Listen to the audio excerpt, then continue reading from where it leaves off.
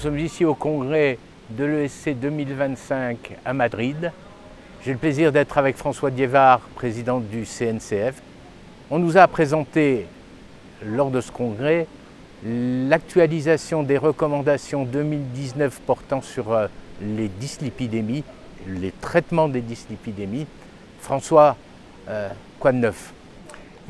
L'actualisation est liée à des données qu'on va dire consensuelles et des données factuelles. Les données consensuelles, c'est tout simplement d'accepter que pour évaluer le risque des patients, il faut utiliser les grilles européennes dites SCORE et SCORE 2 et SCORE 2 OP pour les patients de plus de 70 ans. On n'utilise pas que ça.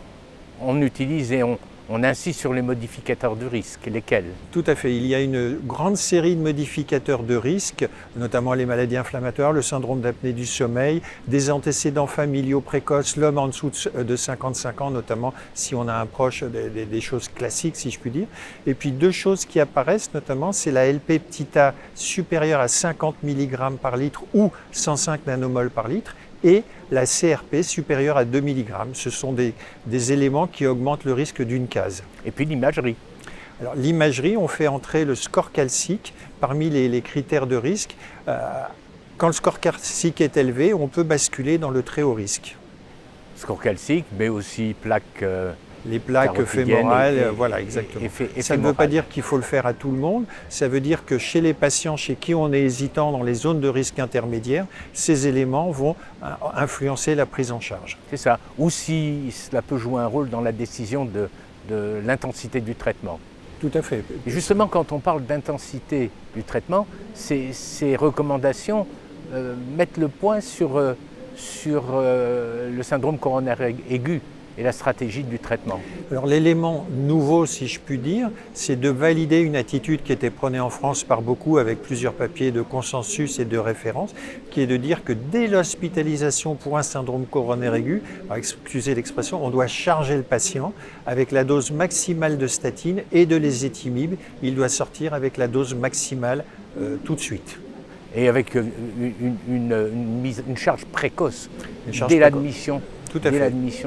Indépendamment de son traitement préalable, alors bien qu'il y ait un petit algorithme mais qui est mineur, et indépendamment de son LDL, il faut le charger entre guillemets. Oui. Et ça nous amène à parler des alternatives aux statines, puisque au fond ce sont les statines qui sont les éléments phares du traitement, avec beaucoup, on le vit tous les jours, avec beaucoup d'intolérance ou pseudo-intolérance. Qu'est-ce qu'on a comme alternative? Alors, les recommandations vont préciser certaines places des statines nouvelles liées à des études et puis ce qu'il faut faire quand il y a intolérance. Intolérance, il faut utiliser en priorité les traitements qui ont un bénéfice démontré.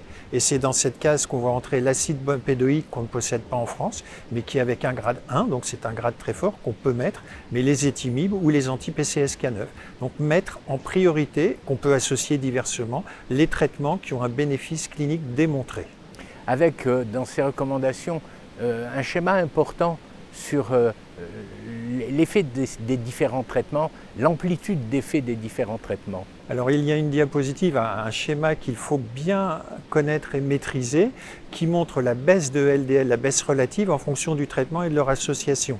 Et le plus étonnant, si je puis dire, c'est quand on prend statine, plus ézetimibe, plus acide bempédoïque, plus anti-PCSK9, où en gros, on peut baisser de 90% le LDL. Et 60% si on ne fait que les trois. Si on retire l'anti-PCSK9, il y a statine, acide bempédoïque et ézetimibe, ces trois-là ensemble font aussi bien qu'un anti-PCSK9. Alors voilà ce qu'il faut faire, mais qu'est-ce qu'il ne faut pas faire? Alors ce qu'il ne faut pas faire, ça c'est une première chose qui est étonnante, les oméga 3 sortent du jeu.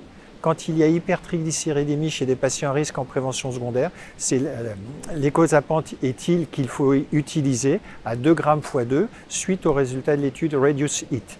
Et l'autre chose qui pour moi est un élément important pour la pratique, la dernière diapo, une des recommandations principales, c'est les suppléments alimentaires et les vitamines n'ont pas de place dans la prévention secondaire. Et là on peut le dire, c'est un grade 3, il faut encourager nos patients à ne plus les prendre. Et alors, pour finir, ces recommandations font le point sur des populations particulières, deux populations. C'est de nouvelles indications des statines, une qui ne souffre aucun doute suite à l'étude REPRIEVE.